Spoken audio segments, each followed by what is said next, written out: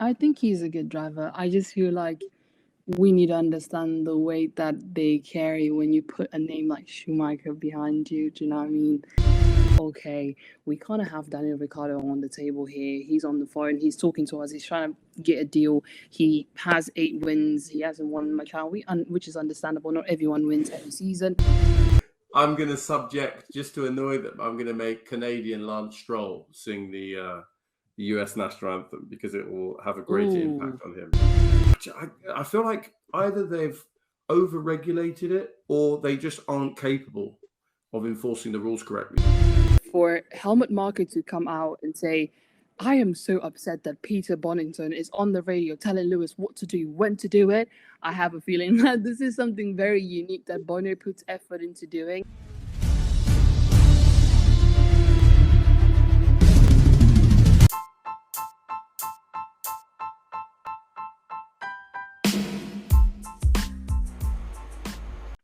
It's over to me to bring the interview forward. And we're in the summer break. And that was punctuated right at the beginning by Fernando Alonso's decision to leave Alpine after 1.5 seasons, and move. Yeah, exactly, and move straight before it even got cold at Aston Martin that Vettel had retired from. Then everybody assumed, including the Alpine team, that Oscar Piastri would naturally then go from reserve driver to number 2 driver, co-number 1.5 driver. But surprise, the day of or the day after Alpine's announcement, Oscar Piastri put down the pina colada, picked up his phone and tweeted, "No way! You've put this out. I'm going to another team." So my question to you, Dani, is we focused on this from the Zach Brown perspective, the McLaren perspective, the Alpine perspective, but from Oscar Piastri's perspective, is him turning down Alpine and presumably going to McLaren a good move for him? What do you think about all that's happened in the last few weeks? Well, I think there's 2 layers to it. One is the legal perspective of it, which is, what did Oscar actually do? Was he going against? Is he in breach of a contract that was set in place for him because he was their reserve driver? Or is he actually on the right when he says, they don't speak to me, I don't have any agreements, they can't just put out statements? I think that is one layer that people need to sit down and think about, which is what they're probably going to do in the High Court if Alpine takes it there. But then there's also the driving side of things, which is McLaren, is it worth declining a McLaren deal if you have one on the table to go to Alpine?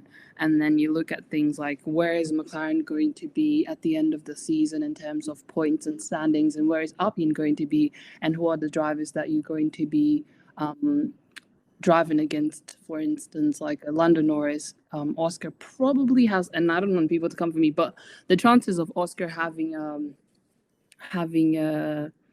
becoming a number 1 driver at McLaren are probably quite high, because if he gets to beat Lando, who is the leader of that team, then what's to say Zach isn't going to say, okay, let's shape the whole car of 2023 and on forwards to Oscar?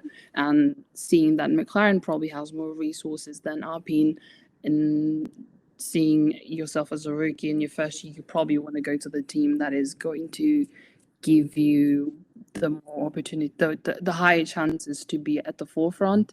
So I think those 2 layers can be sat down and discussed. I don't think Oscar's doing anything wrong. If he's not in breach of an agreement, let's let that clear. If he's not in breach of an agreement and if he has his own choices, I think he's not doing anything wrong. I think McLaren would be the team every rookie driver would want to go to as it stands right now. And if they had the option, if not, then obviously Alpine isn't. It's not a bad team, but is it worth accepting Alpine over McLaren? Probably not. To lose 2 drivers, one back-to-back Formula 3, Formula 2 champion in the matter of a week or 4 days, I think it was. Like, either that's incredibly bad management, or they've looked at, I'm going to annoy my guy Roy Boy here, they've looked at the blueprints and they don't think that Alpine are doing the right thing for 2023 or for the rest of this kind of era. So there's something there. Maybe it does feel like Alpine isn't going to provide the platform for a talented driver. Your points about quite funny. I feel like we're taking a bit of a carousel, a bit of a tour around the grid and trying to alienate as many fan bases as possible. Like a quick challenge back on that. Like, so do you think it will be easier for Piastri to sort of outdo Lando in a McLaren than it will be for him to would have been for him to outdo? You put me on the spot one, there. Right? Yeah, it's a tough one, especially because I absolutely love Ocon, and I don't think there's any driver that beats him besides Lewis. Bias. Yeah, no. I think Oscar is in a very good position regardless of where he goes in terms of drivers. I don't think that they are exempt from being beaten by Oscar. Obviously, I don't know much about Oscar as a driver myself because I only watch Formula One. I don't watch the other formulas or other any other sport besides in the motorsports categories. So I only watch Formula One. So I don't know how his driving style is, how much he adapts. I don't know how much influence he has in the cars. And obviously, their spec series, the other ones, right? So the cars are all very similar. But I don't know how much of a good rookie he can be. But when I say he can beat Lando, I don't mean like, oh, Lando is talentless and Ocon's much better. I think Ocon's better than Lando myself. But what I'm trying to say is, in a team like McLaren, where development is key, especially in an era where Zach Brown wants to be at the top and he wants to constantly be best of the rest, the chances of having Zach follow through with seeing a rookie perform well and saying, okay, we're going to put our coins, all our eggs in Oscar's basket in comparison to someone at Alpine where people don't have as much resources and they have to make sure that everything is balanced. So they won't be able to just say, right, we're going to forget about this other driver and just focus completely on Oscar. It's just looking at chances and looking at how much can be given to one driver. McLaren is financially stable to do that specifically. We've seen them do that with Lando this past few seasons. We've seen how Dani Ricardo fans are outraged at how they treat them and treat Daniel and how they make him literally like ruin his races to allow Lando to have a better performance or something like that. So they are not they are able to shoot themselves in the foot, like shoot one driver in the foot to have the other one be up there in the steps. And I don't think Alpine kind of do that. I've never seen them do that. They kind of like let them race and let them do whatever they have to do. I mean, Ocon one day just went into a race and said no to team orders because he also had his own race to focus on. And that's the type of dynamic they have. And so it's not in terms of beating a driver, if I can put it that way, because I have never seen Oscar actually get in the car and do that because I don't watch the other supporting series. I only watch Formula One. But in terms of can the team back you as a driver and a rookie coming in, McLaren probably would back Oscar more than Alpine could. That's my opinion. Yeah, maybe they know something about Renault and their commitment to the sport, but who knows? So here's a question relating to that. So if and I don't team will take it to the High Court. I think it was a negotiating tactic to try and get as much money as they can, or to, put pressure on Piastri. Saying you're going to 90% certain to do. Again, like you're trying to give somebody else a chance to tell you, oh no, please don't. But here we go. So let's say Piastri isn't going to be in the Alpine next season. So it's Ocon and who else? Who do you think is going to be in that second Alpine come Bahrain, presumably as the opening Grand Prix next year? Who's going to be in the car? In the second Alpine? In the second Alpine, yeah. Oof, interesting. I don't know. I had Daniel.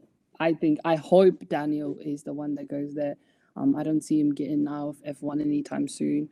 I wouldn't want to see him out of F1 anytime soon. I feel like McLaren was supposed to be his redemption year, and he's come off Red Bull, and he doesn't want to be that second driver to Max. And we didn't get that of him.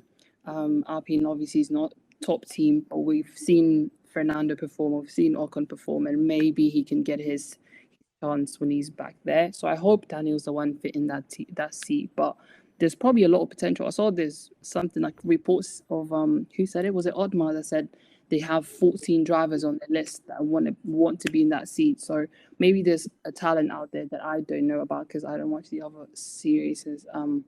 That is waiting to fill in that seat. And if it's not Daniel, that would be a shame. But I personally hope it's him. Let me come to Deni'S on this. Do you have anything else you want to add on this whole Piastri, Big Daddy, Zach Brown fiasco? Whether there's a kind of a driver you see likely to be in the Alpine next year? Yeah, well, Black, thanks for tuning me in on this one, man. And yeah, I mean, I absolutely agree with what Dani said. You know, on the basis of there not being any kind of like contractual agreement between Piastri and Alpine, I don't think that he's obliged to have to take them up on their offer now, because I feel for Piastri, he just felt that he was third wheeling the entire situation. Obviously, man, bear in mind, man, one F3, one F2, like in his first year of each series. He should have got an opportunity to, you know, get into Formula One. And you don't want him to end up like somebody like Nick de Vries, for example, where you're 28 years old, you still got it, but then people overlook you just because of your age. So for him, I think that, you know, he looked at Alpine's knee-jerk reaction to Alonso leaving as a, oh, okay, well, Alonso's gone, you'll do. And I don't think that's fair to him. I think that he deserves better. And actually, had it not been for Alonso moving to Alpine, then what would they have done for him? So that's kind of where I stand on that one. Then if you're talking about who will potentially get that Alpine seat for next season, man, there's a lot of contenders, as you guys have both kind of mentioned too. I've even heard, and Dani will laugh at this because we cooked our boy Mick as well earlier on in the year. Last time, but, yeah. Exactly, but you see, Dani, you see the power of like what we say, how it just materializes.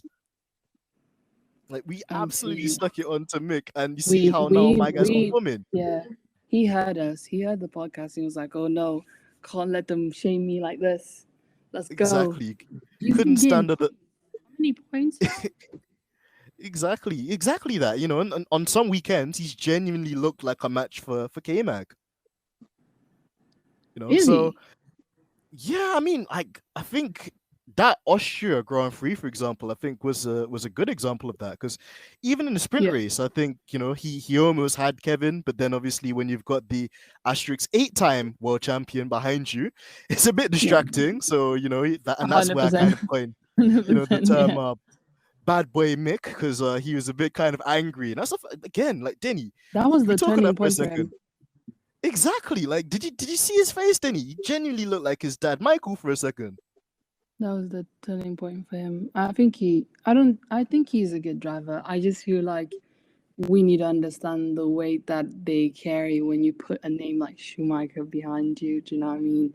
And he needed to prove himself in that car, because everyone's just been waiting for him to shine, just been waiting for him to do that, what he's capable of doing, because obviously he's won formulas before, right? I think he was champion of like the lower series. So I'm glad he's up there. I'm glad he's doing something for the team. Maybe he just keeps going the streak. Exactly, you know, and then, you know, we talk about the whole kind of mentorship thing that he's had with him and Seb as well, and now Seb leaving. It's nice to see that probably some of the stuff and advice Seb's given him is actually starting to kind of work as well, and he's starting to become his own man, his own driver, and kind of commanding his own like performances too. So, you know, I mean, the situation for Mick's interesting, because I think they were talking about renegotiating his contract at Haas, and then that basically got stunted because of this Alpine situation. That might potentially be a move, although I don't think it'll be a wise one for him, because if he leaves to go to Alpine, then I think he will sever his ties with the Ferrari Academy. And of course, like, you know, if there's any chance Ferrari could ever get to put Mick inside a Ferrari, you know, to emulate his dad, or they will 100% take it. So you've got that. and then also in the world of F2 as well, it's been very hotly contested. You've got the likes of Theo Porcher, French driver, that's with the Sauber program. But again, Sauber / Alfa Romeo look like they're quite happy with Zhou Guanyu and Valtteri Bottas. So maybe there's a seat for him at Alpine. On top of that as well, you got Felipe Drogovic. And I've always said that, in Formula One motor racing, it's always nice when there's a Brazilian on the grid. You've obviously had Senna. We also had Felipe Massa too. So to have another Brazilian on the grid, I think would be nice. And then also you've got to kind of like look in the current talent pool as well. You got Nico Oldenburg, that just keeps just making reappearances. Like, and I'm just like, dude, when will you ever leave? Like, so he's obviously a kind of standby option for Alpine. You rightfully mentioned as well, Dani. You've got like Dani Ric as well, which, again, if he wants to salvage his career in Formula One, I think Alpine might be the place for him to do it because, just kind of the banter. I know that Cyril's not there anymore, but that kind of relationship he had with Cyril Abitbol and that kind of 2020 and 2019 era, I think was quite funny to watch. And it seemed like he was loved at Alpine / Renault at the time. So maybe that might be a home for him. We don't even talk about it enough on this channel as well, Dani, but, there's drivers from other series too. Like, there's a lot of IndyCar drivers which are getting into a bit of fisticuffs with Zach Brown as well. Big Daddy Brown, as we like to call him. Shug Brown, because he's always at the center of any contract controversy. But yeah, you got like, Pato Award, you've got Alex Palou. There's a couple of drivers in the States. There's a lot of people. There's a lot Exactly. of people. I wouldn't be able to Exactly. focus on all of these people. That is This is bare it. driver. Exactly. It's a cesspool. It's a cesspool, Dani. And that's why when Otmar Savnar was like, there's 14 drivers that contacted us for the seat. For once, I actually believe, man. Because I was like, yo, like, this is like, all right, look past the fact it's Alpine. Like, this is an opportunity for somebody to get into F1. Exactly, and in a time where like it's been hard for new teams to get an entry into Formula One. They've only just today come out and talked about, the new kind of 2026 regulations and the MGUK being removed as well. So, a lot of engine suppliers might join as well. But up until then, getting into Formula One has been one of the most difficult things. So, irregardless of whether it's Alpine, Haas, or any of the teams kind of in the mid to lower midfield, I think any driver would take it. Yeah, and also the thing about F1 is finding that balance between you want younger blood to come in, fresh people to come in, but also you want experience to be there. And so I think teams kind of sit down of, okay, we kind of have Daniel Ricciardo on the table here. He's on the phone. He's talking to us. He's trying to get a deal. He has 8 wins. He hasn't won much out, which is understandable. Not everyone wins every season, but he has the experience. He can help us develop. But then again, you look at people with history of winning Formula 2 and Formula 3 and this, and do you want to risk going for someone that might not bring as many wins but has experience? Or do you want fresh blood coming in? He's hungry, he's willing to learn, he's fast adapting, And so I think that ping pong game and just going back and forth with it and sitting down and analyzing these things is so fun to sit down and just think, what are they going to do? Why are they going to do that? And then also one thing you guys have failed to mention is that Williams seat, that second Williams seat might not be as secure as we think it is, right? Because CP has been playing a few games here and there. So hopefully, maybe I think everyone wants to see someone new coming in there. And I have a feeling he might be gone next year. Well, Dani, I hope so, because my prayers will be answered and it'll be sweet karma for how he also played a role in my boy Lewis, like, basically getting snuffed out of that A4 championship. I got money on Latifi's head, but yeah, this is one of those ones as well. It's interesting you mentioned that, Dani, because you're right. Like the Latifi situation's a bit up and down as well. We know obviously that his dad obviously generates and brings Williams a lot of money, but then Williams, which are now owned by a finance company, Dalton Capital, have expressed on numerous occasions that they don't need the money anymore, and actually, what they would want is like a kind of higher performing driver, a la George Russell, which they had to let go of, to kind of fulfill that seat, because we've seen that, having the money to develop the car is one thing, but sometimes even if you don't have a great car, if you still have an amazing driver, they can bring the car up a level or two and sometimes get you in the points when you don't expect to. And, even with Albon and his ties to Red Bull, we've seen even him just come out from a year of like being out of the sport, coming straight back into it and, managing to nick a point here, a point there on occasions too. So, if Williams are as ambitious as they say they are, and if they want to try and uplift the name of the legendary Sir Frank Williams, I think that maybe they do need to be a bit more ambitious and maybe, let go of obviously, I'm not even going to call him Goat Tiffy, man. If Latifi was a goat, he'd be Curry Goat. He'd literally be Curry Goat. That guy ain't no goat. But anyway, it would be, I think, refreshing, like you mentioned too, for somebody else to get an opportunity as well. And Black, what's your thought on that too? On the Williams seat, I mean, I was just looking at the championship standing because we were wondering how many points Mick has scored.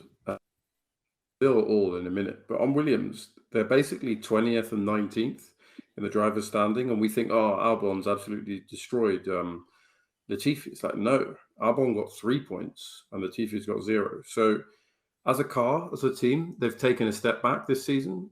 Or perhaps it was Russell was just absolutely on fire. We won't know, but that's probably break a career. So, if I was Nick de Vries or if I was Stoffel Van Dorn, someone like that, as much as I'd want to be in F1, maybe I wouldn't want to be in that Williams, but who knows? Red Bull, Jos Capito Racing, as they appear to behave. And to kind of to give a bit of a spoiler alert or give the answer on Mick. So we were talking about him having a bit of resurgence after you guys roasted him at the end of May. So he's had 2 point scoring finishes. Admittedly, one was 6th in Austria, which looks great. But that's it. So he's on 12 points, which looks pretty good. But that means he's only 15th in the grid. And he's a long way back. I'll say a long way back. He's 10 points behind his teammate. So his teammate's got basically double. So we'll see. Do we think, I'm not sure that Mick is 100% concrete going to be in F1 next year. I don't know why I have that hunch. And if we look at Alpine, for some reason, I don't know if Ricardo is still going to be in F1 next year as well. Those are my bold predictions.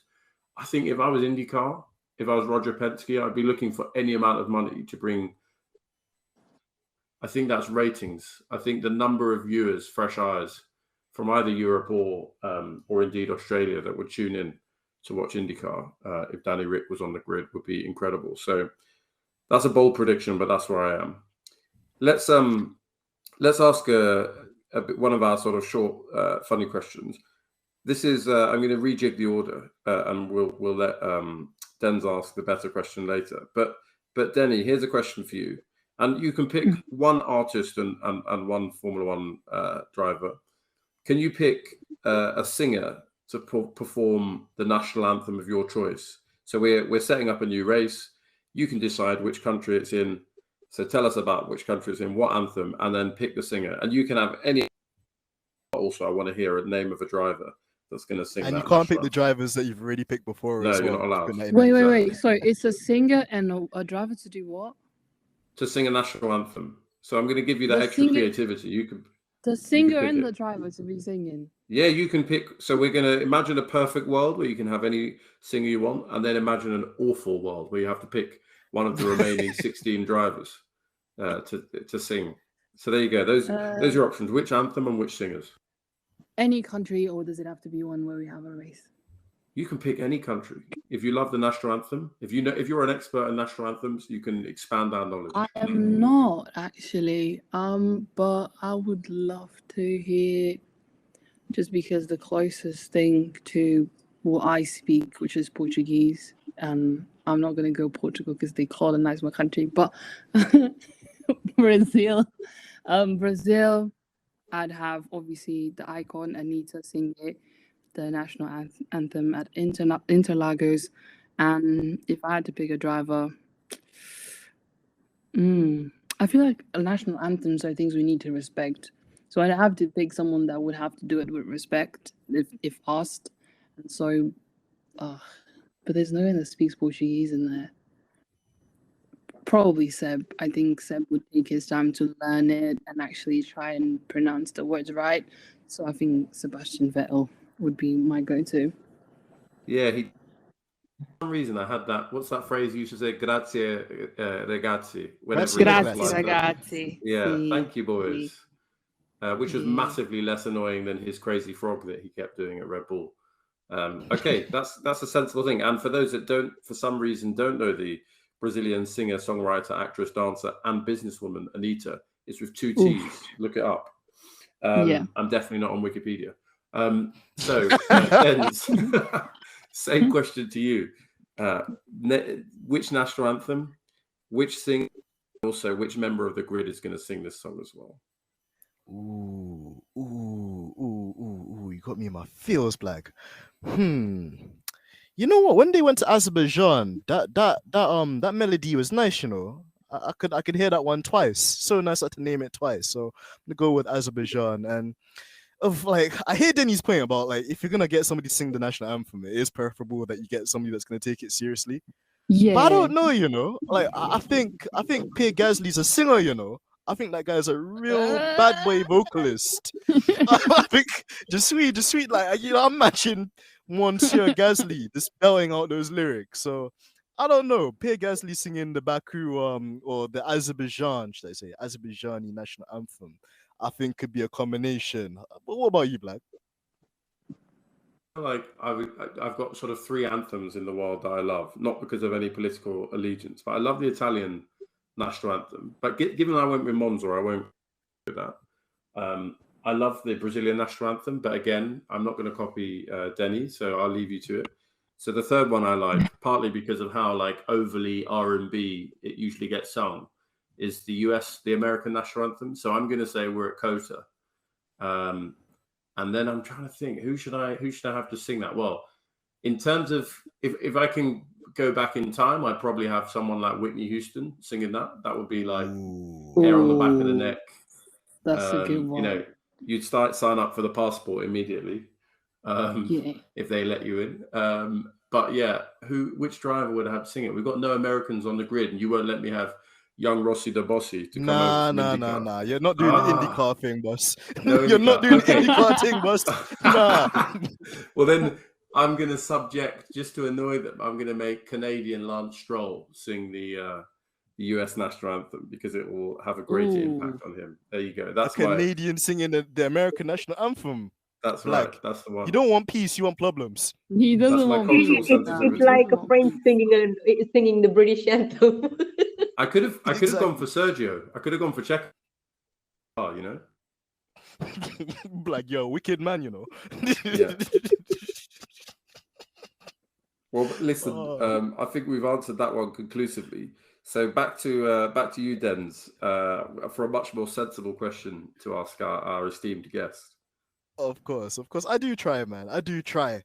Well, Deni, you know, another thing that I think we need to speak about as well this year is the good old FIA, you know.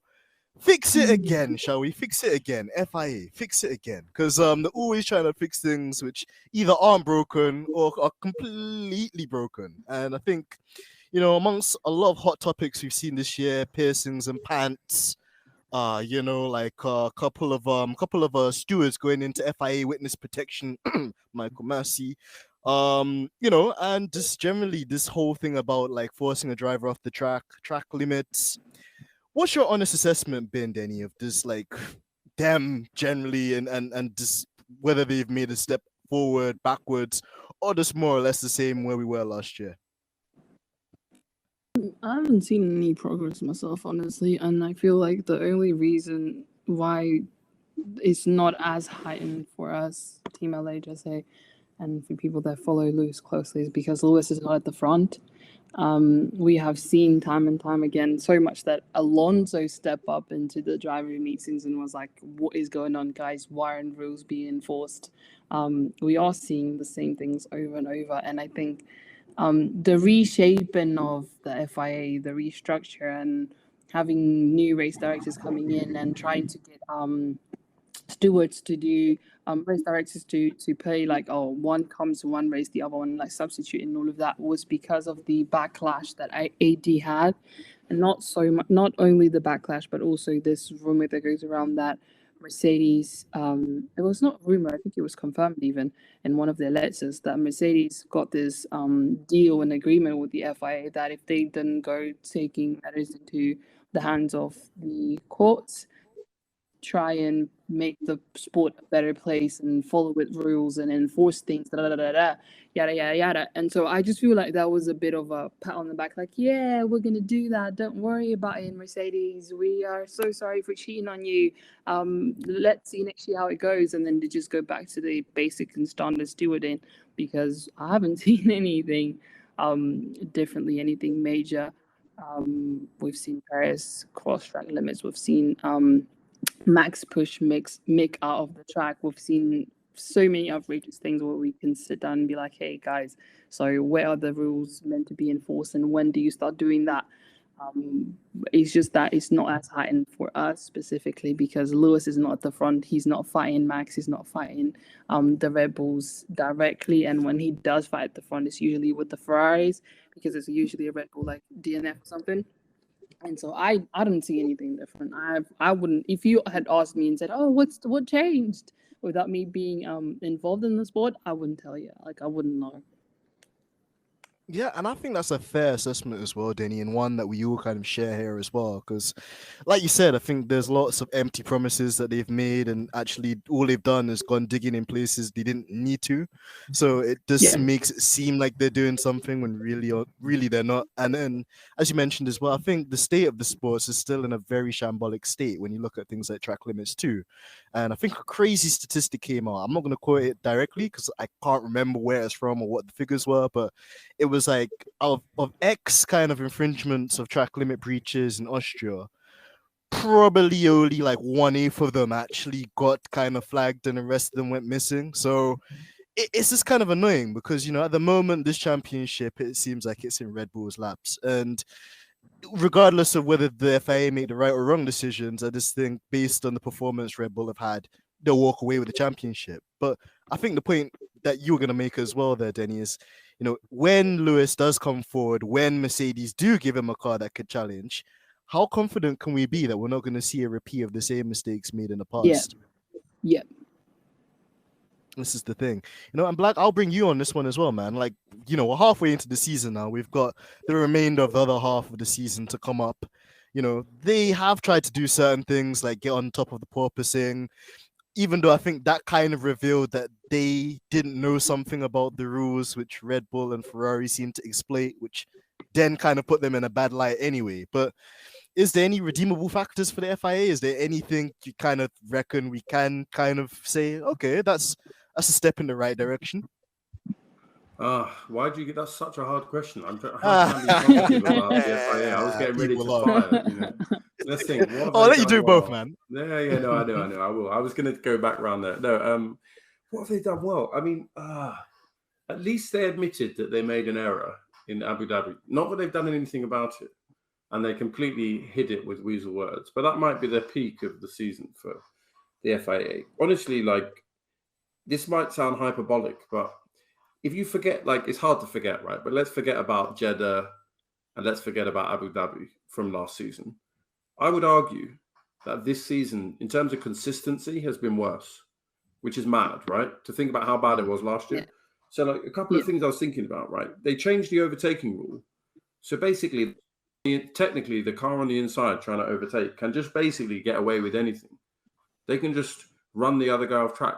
But then, if you're in Austria, where, you know, I would argue Russell was tight into the apex at turn 4, I think it was turn 4, on lap 1. And Perez obviously didn't give him any more room on the exit and spun off. And they just suddenly jumped and gave a Georgia penalty. Like, I feel like either they've over-regulated it or they just aren't capable of enforcing the rules correctly. So, yeah, I think it's worse. And you mentioned sort of track limits. When I was listening to your episode before, which was recapping the Monaco Grand Prix, Perez and Verstappen crossing the pit exit line? Oh, but they were only on the line and some of their tyre was still on it, so it's okay. It's like, that was never the rule. It's absolute madness. Oh, well, the race director's event notes were wrong. It wasn't that the rule is wrong. It's that the race director's event. It's like, So for me, it's gotten worse. And I'd be super intrigued because remember they said one of the big things they were going to do to solve it was have people in, I don't know if it was in Paris or something, in a room with lots of screens trying to help the race director. Like, I've seen no evidence of the stewarding being better. I think they call that thing VAR, but it must be Stevie Wonder or Ray Charles behind the screens, man, because them guys don't see nothing, bro. It's worse. I'm telling you.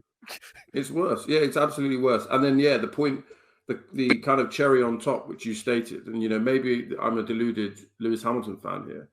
I genuinely believe that if they had brought in the floor rules when they stated, I genuinely believe that if they enforced the rules they had from race 1, then Lewis Hamilton could be world champion this year, right? I still believe that if they had brought the floor rules in France, then Lewis could have won that race. And who knows what would have happened, in Hungary and thereafter. But because they're delaying, and now they said, we'll enforce it at Spa. Like, if rumors are true, and maybe they're not, Perez is a long way off of Verstappen. So if that's the new pace of the Red Bull, basically they've cemented Max Verstappen's championship by just not enforcing their rules. So sorry, you gave me that hard question of like, what's the positive? The positive was that they used the word error in the press statement on the 18th of March. Beyond that, it's been downhill. Sorry. Back to you in the happy world. You've wound me up here. Black, honestly, man, we're an honest podcast, so I'm glad that you I wanted to kind of push you just to see if there was anything, because I couldn't think of anything, and I'm gonna keep my my reputation of being Mr. Happy. So I'm glad I didn't have to get into that one as well. But it's facts, it's absolute facts. But to kind of bring it on a more positive note, back to the interactive questions. Dani, we always have a segment on our podcast as well when we're trying to get to know more about the guest who could guess the word. So I'm going to give you like a hint or kind of like a phrase, and you have to work out who the person is. Oh my goodness. Okay. The person is a driver. Not necessarily. No, well, not in this one. I'll kind of give you the first clue anyway. Okay. He is the best dog in the world. You're right. Roscoe Hamilton. Absolutely. On the topic of this as well, like, Dani, did you see that kind of funny thing Mercedes released the other day with like, it was like a graphic of, it was like, Strat 7. With the overtake thing, that was so cute. I absolutely love that. Honestly. I love when they bring Roscoe into their post and their planning. That was really cool. Honestly, I just love it too, and I just love the fact as well that Lewis runs like a separate page for like Roscoe too. It's just like exactly, it's just like, I'm with my dad, woof woof woof, and I think we're gonna win the race, woof woof woof woof woof. So totally what Roscoe's thinking. He speaks like that as well. He doesn't just type that way. He also speaks, so you can hear in the videos like, "Good boys, Roscoe's," like our dads. Like, thanks, dads. I love the cakes. He's so cute. Honestly, like, I think sorry, Georgiano. I mean, Dukey is up there too. Like Georgina's dog as well. Duke's definitely up there too. But Roscoe, Roscoe hits me differently, man. He's too funny. All right, the second one. This is an easy one for you. Then you'll definitely get this. Get in there, Lewis. Peter Bonington. Of course, the man, the myth, the legend. I love Bono. I absolutely love him. Same here, and like another thing we've been doing throughout the summer series as well, Dani, is like interviewing a few drivers on stateside. And one thing that they all kind of mentioned is having that connection, that symmetry with their race engineer, or even in the case of rallycross, there's like a spotter that sits on top of a roof and then basically feeds back to the driver if like their left like blind spot or right blind spot's kind of clear, so they can go for a move or defend or whatever the case is. But on the topic of that as well, before we do the final guess the word, like, what is it about like Bono and Lewis's kind of like, professional relationship that works out so well and is like basically cemented so much success for them? Well, if you asked me what it is, I wouldn't know personally, because I don't think there's anything anyone can pinpoint if not themselves, if that makes sense. So they know what they established. They know how long they've been working and how many hiccups they've had. Because we only hear what they speak on the radio, right? And those of us who have the onboards have the privilege of saying like, oh yeah, we hear the whole race. But we don't hear what they're like when they're completely upset and they have to sit down and go through data, and the cars look like we don't know what the conversations were after Baku, for instance, right? After setting up the car, what does Lewis transmit to Bono? What does Bono was? So we don't know how well they've solidified their working relationship. We don't know what their friendships are like. So I don't think there's anything us mere mortals from the outside can say, okay, that is exactly what they do. But one thing everyone can see, everyone can absolutely ascertain and say it actually is there and it's visible for everyone, is the relationship they have and how well they work together.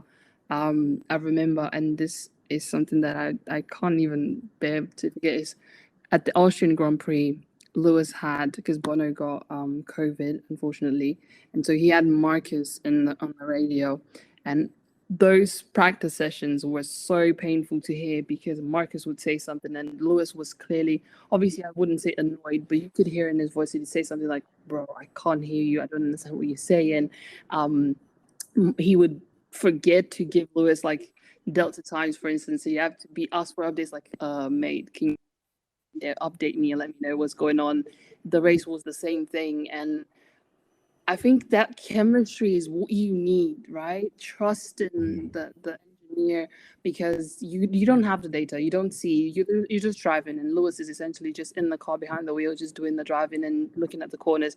But sometimes not even Lewis himself can correct his own corners, and this is something that I tweet a lot, tweet often and quite a lot, is sometimes Bono is the one who tells Lewis how to protect his laps. Sometimes Bono is the one who tells Lewis how to overtake and when to overtake and where overtake is available. And he is doing multi-million-dollar job because he's looking at other drivers just as much as he's looking at Lewis.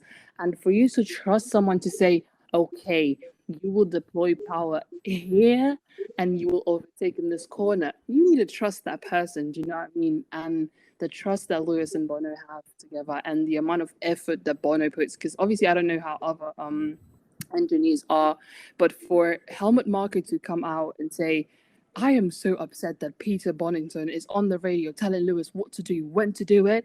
I have a feeling that this is something very unique that Bono puts effort into doing, and maybe not every engineer is capable of doing it, because it's not just wanting to do it. You have to be able to read the data so fast that on the next lap you're already telling him, look, you can overtake into turn 3. Do you know what I mean? Because the cars are going so fast, so you only have like a minute to process all that data.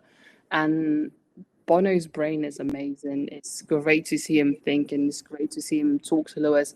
But then the trust that Lewis has on that man is beyond me, and I think that is what solidifies a lot. I don't know how they built their relationship, but the trust and the chemistry that they have is what solidifies everything that they have right now.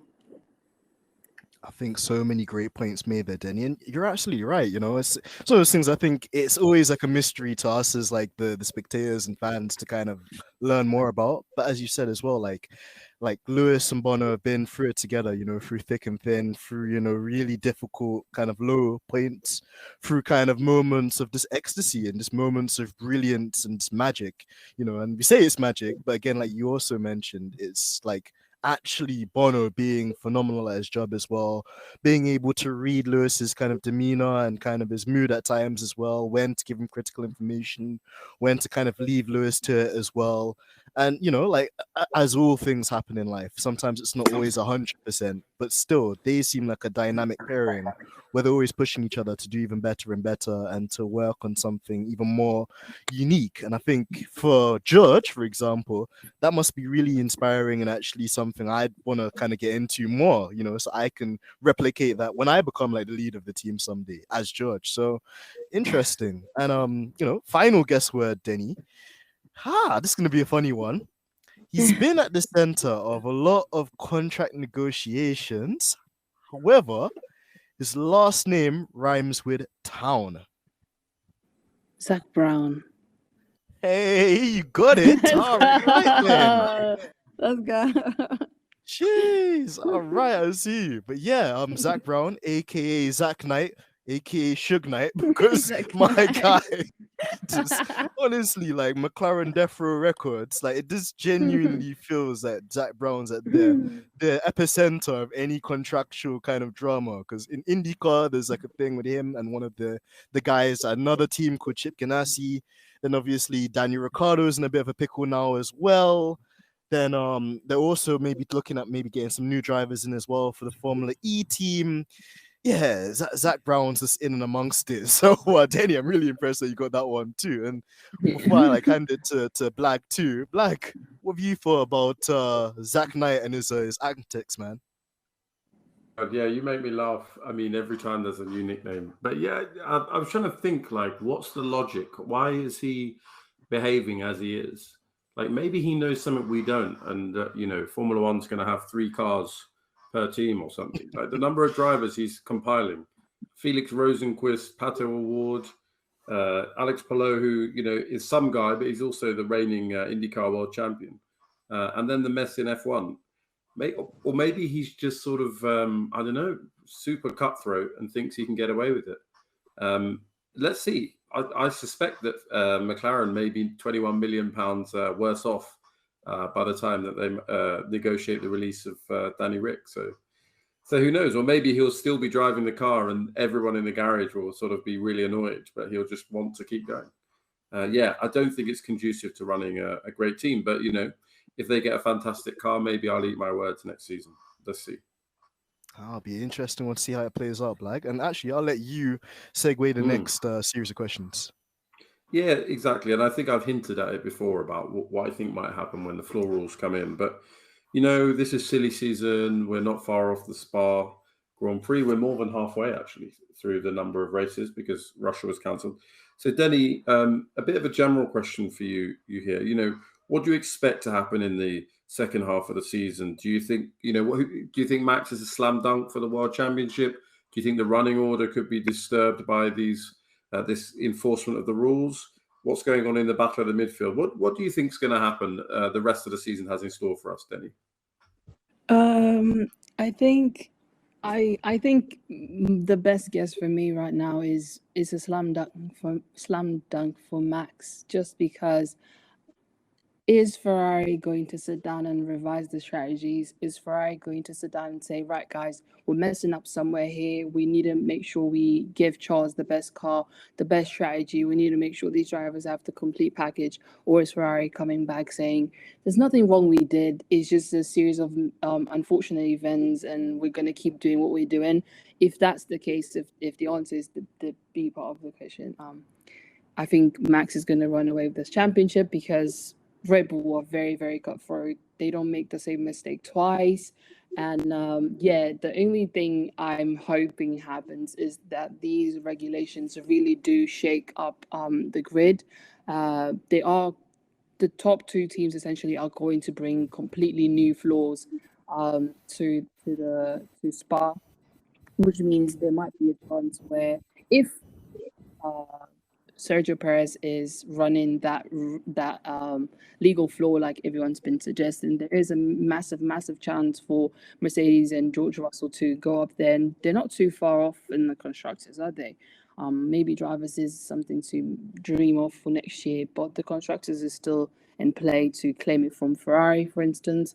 And so I think that is something I'm very, very hopeful in terms of where my team is standing. But for championship, I don't see a time and place where Mattia Binotto sits down and says, okay, guys, we've been doing really shit. And we need to bring this home. So let's sit down and see how things go for these next 9 races. Because Charles technically, mathematically, can still win this, but he needs help from his team. And I don't know if his team is going to be willing to help them right now. I don't see Mattia coming back in a very different mind than he was in the past few races. So it's really hard for me to believe that Charles is going to be lucky with strategies, because that's what he needs right now, luck, if his team is not going to work properly. But in terms of the midfield, I think it's going to, the teething might not affect as many teams as we're thinking. I don't think he will. I think the order is going to remain the same, but the top two teams, if anything, might come down a bit, and we might see like a replace of like the Hungarian Grand Prix, the British Grand Prix, Canada, and things like that, where Mercedes was super competitive because someone somewhere lacked something. Yeah, I think that's a fair scenario. I can only dream that this sets back Red Bull quite a distance, or at least brings them into play, and then we'll see Max under pressure. The thing that slightly I'm despairing about is that Max has an 80-point lead, and we saw last season that with an 80-point lead, basically you can drive another car into retirement, and you maintain your points advantage. So. Yeah, you're probably right on the slam dunk. Deni'S, Mr. Happy, Mr. Hammer. What do you have a different aspiration for the second half of the season? Any kind of hopes? Well, man, it's gonna be an interesting one, isn't it? Because like both you and Dani have pointed out as well, like it is in Red Bull's hand, and it's basically for them to lose. But you never know what could happen. I don't think that Charles's talent's gonna disappear anywhere. So of course, with Ferrari having one of the stronger packages as well, if they're not affected by the new technical directives, I think they'll still be strong. But of course, like Dani correctly mentioned as well, they need to not be doing Plan B and Plan C, when they've already got Plan A in full effect. So there's always that. Then also, of course, you've got Lewis and George like closing up the gap as well. For Mercedes, still making kind of improvements, and it seems like the car is actually coming along. That W13, which gets the kind of diva-like status, I think is starting to slightly grow in our hearts, and it is starting to show signs of actually being a serious kind of like race car instead of just like a nice car to look at and not so much to drive, So there's always that. I've been super impressed with George, not only just on the track but off the track, because is the first year kind of with Mercedes. I've seen Nico Rosberg put that out there as well, not Rosberg, Rosberg, try and kind of rattle him and try and like create narratives in the media. Even like Naomi Schiff, bless her, like she said some things and maybe in a way it's put George in a position where he might have said something which he shouldn't have said, but George has been very professional all times as well. So I've been really happy with George. And then if you're talking about the midfield, it's interesting because obviously Alpine and McLaren seem to kind of be a step ahead of everybody else. But then Aston Martin and Big Daddy Lawrence Stroll spent that money on that new rear wing, which seems quite revolutionary. So they might come with something. And again, just like Alfa Romeo have also kind of said that at the beginning part of the season, they had to basically go easy on parts, recycle a lot of components and stuff like that because they were trying to keep in the cost cap. Now the budget for them is a bit more open, so they're going to kind of push new parts, new developments, be a bit more aggressive with the strategy and stuff like that too. So there's still so many dynamics that could play out for the championship, I feel, even though like we've kind of pointed out, I think it's in Red Bull's hands. And it'll be interesting as well just to see what happens with the whole silly season thing too, because essentially you've got Daniel Ricciardo fighting for his career in F1. You've also got a situation now as well where, Alpine are going to start moving differently with Alonso because they don't want him to carry, confidential information over to Aston Martin too. There's so many intricate and very intrinsic kind of like details there that could play out quite dramatically in terms of the running order or kind of the results we see as well. And we got a couple of races as well. We've got some in Zandvoort, for example. So I do pray that all of our listeners, if you do go out to certain Formula One events as well, just be on your P's and Q's, be safe.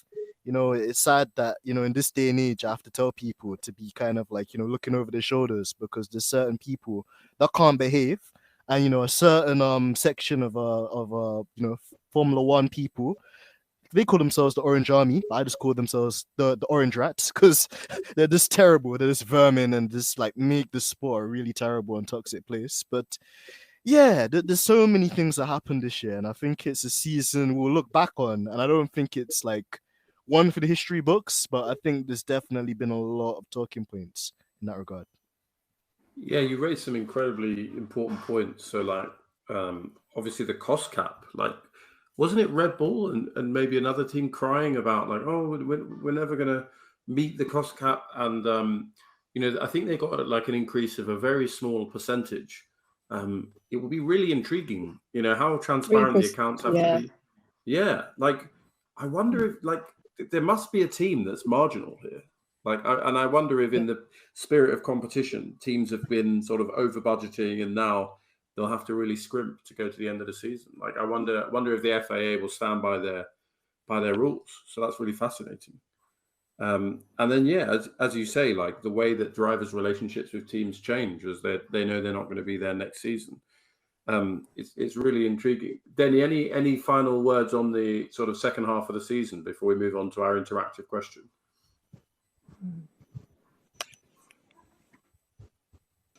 Sorry, what did you say? It's all right. I think the answer was no. Any final words from you on the second half of the season before we move to the interactive question? Not really. I think you guys have covered it all. It's always interesting to see how teams come back from summer break, because obviously they took their time to go rest and they took their time to be with their families and stuff like that. But at the same time, they can't just fully turn. I think drivers are granted the benefit of completely shutting down, but I think the team itself still needs to. I know there's some people that I interact with and I know work in F1 that were like, oh, there's no summer for us. We need to be, there's some systems that can't be shut down, So it's so interesting to know, like, we're here chilling, not worried about cars, but there's someone in the headquarters working in the factory day in, day out, thinking how are we going to approach, how are we going to make the car better.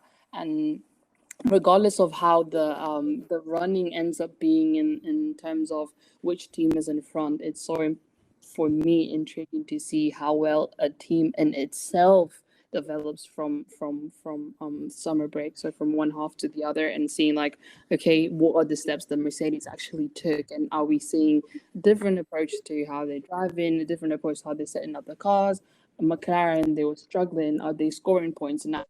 And Alpine and all these teams that we have seen, like, and for instance Ferrari, which would be a very huge development if we saw them coming into the second half with amazing race strategies and amazing teamwork and just allowing their drivers to do what they do on track. And I think for me, it's one thing that I will be looking at is to let's compare the two sides of the season, the first one and the second one. Did the teams actually progress and did the work, or they just stand by and doing the same thing they did in the first 2-3 races? It will be fascinating to see. And of course, we're back racing in Spa, followed by the Dutch Grand Prix and then the Italian. But as we go to the interactive question, let me set the scene for you, because I feel like we need to make this a fair fight. So you're going to have two options here, Dani, right? Okay. Yeah. So after the so I mentioned the Dutch Grand Prix and then the Italian. After that, we go to Singapore. And I think the humidity there is in the 80s all year round. So imagine it's a humid day, the temperature's in the 30s. Dani Ricardo, against all odds, battles up from, I don't know, maybe let's say he started 13th. He seems to like starting in those sorts of positions. And he comes third, right? So think about all the braking, all of the kind of movement in the cockpit, etc. 61 laps. So he's on the podium, unexpected podium. And you know what he does on the podium? He takes his shoe off and he gets his Moet and Chandon and he pours it into the shoe and he hands it in your direction. That's option one, right? So you've got to drink a Shoey from Dani Ric. That's option one. Option two, to avoid that, is you have to take a lecture from Helmut Marko every day for the rest of your life. So which is it? The sweaty Singapore Shoey or the Helmut Marko lecture? Oh no, I am the sweaty Shoey. No chance. The sweaty Shoey is going.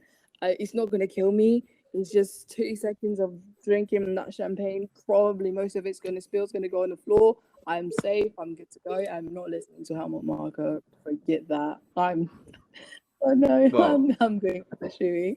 I'm good. Deni'S was worrying where I was going with that, but let me say that, Dani, if too much of it spills on the floor, then you'll have to have a lecture from Helmut Marko for the rest of your life. So be sure to drink as much of that sweaty champagne as possible. Deni'S, is it a simple equation for you, or do you have to weigh up the pros and cons? Man, that is just like that's hell on earth basically in both instances. Because listen, I listen to Pearl Jam, I don't drink toe jam. That's something completely different. But then like Uncle Helmut having to listen to One Eye Helmut. Wait, that's that's. Could you imagine having to get a lecture from Helmut Marko every single day of your life for the rest of your life? No. That's literally hell on earth. Like, Yeah. imagine As a sort of black things person, as black people as Ooh. well, forget that. Ooh, Forget that. It's like yeah. some of the stuff you probably say to you wouldn't even be able to say in a public space because like Helmut Marko's one of them wayward uncles as one of them those weird kind of like backwards kind of like what do you call it, like mindsets from like 1940 or 1930, when times are very different for black folks. So yeah, I might be resigned to having to do the shoey, but I heard they're dangerous. I heard one of them put Martin Brundle in the hospital one time. I feel like You put Martin Brundle in the hospital? That's as Apparently. legit as Max going to the hospital after Silverstone last year. I'm sure it was just precautionary. Perhaps. So I feel like we need to create a better scenario for next time, because I think to give my answer, I would definitely take the Shoey because it's a one-off. Yeah. And you'd also be on the podium in sweaty Singapore. No offense to Singapore, but the humidity graph is just 84% all year round. But also it'd be good to see Dani Ric on the podium. So yeah, it's a clear winner for that. And we'll have to come up with another one, Helmut or something, for the next episode. Dens, I'm going to hand back to you as we approach the end of the interview. And it's been great, Dani, to talk to me for the first time and for you to give us your time like this. It's been fantastic. Dens, thank you. It was absolutely a pleasure. Oh, thank you, Dani. Honestly, you are the home girl. You're welcome here anytime. Thanks. And that's the thing, like, yeah, we were saying as well, like, when you did the first episode, like, me and Georgina were speaking. You're like, oh my God, like, Dani was so shy. It was like our third podcast. And I was like, what do you mean our first podcast? Like, Dani needs to just have her own podcast show. She'd be sensational, like.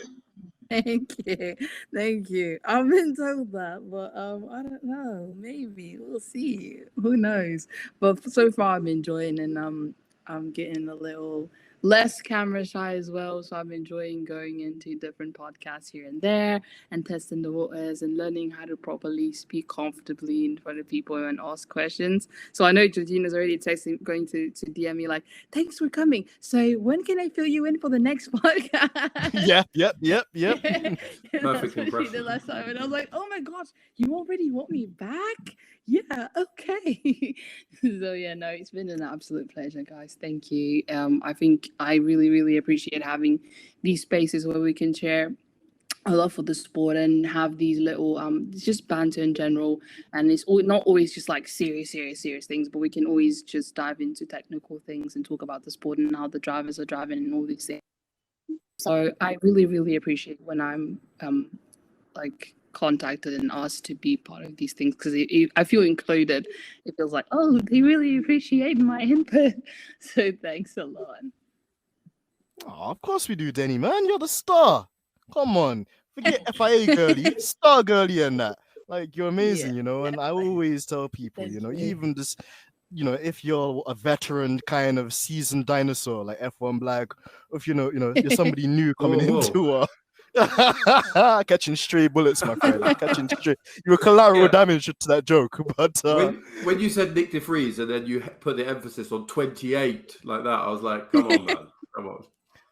Man, well, I'm 26 in it, so I'm just living my best life. I'm just trying to live my best life. But yeah, man, like, going back to Dani, just like, for people that are trying to get into Formula One or, want to know more about Lewis or, even the seasoned veterans as well, like Black, and I'm not going to bring his agent to this or before he kills me. But yeah, there's so many people you appeal to, Dani, and like, honestly, it's such a pleasure to have you as part of our community as well. So on that note as well, Dani, are there any new experiences you're looking forward to?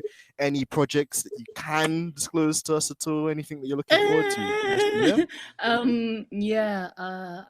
I mean, I don't know. I'm seeing where the thing is. I feel like FIA Girly is starting to become something more serious, and I do want to take it a bit more seriously. So I am drafting a few projects. I'm trying to see if I can bring to life.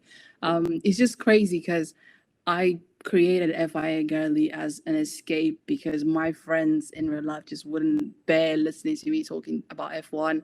And today I bump into people. I went home for summer. So I just bump into people on the street and they're like, oh my gosh, someone sent one of your tweets in our group chat that we have. And I'm like, whoa, I'm recognized. I'm like a national treasure now. And everyone's talking to me about F1, like, you know so much, da da da da da. And the amount of people that are starting to follow me and the amount of followers that I gain, I just feel like I could do something with it, with the page, and help more people and try to reach more people in terms of actually diving into F1 and explaining, because right now I'm more of like a news source, I think, where I just update people, and whenever I get the chance I do speak to people and try to teach them what I know, because I do know quite a bit, especially on the technical side, and so I do want to try to bring that knowledgeable side of FIA Girly and turn that into something. So I am drafting some things, and let's see how it goes. Hopefully it all goes well and we can start bringing F1 and creating safe space, especially for like Black women that want to be involved and want to be part of this, and women in general that want to know more about tech, because there's still that stereotype of like, oh, you just watch for the drivers. But no, some of us really, really appreciate the tires and the engines and all of these things. So it all goes well. I'm just trying to make FIA Girly something a bit more sustainable, I guess.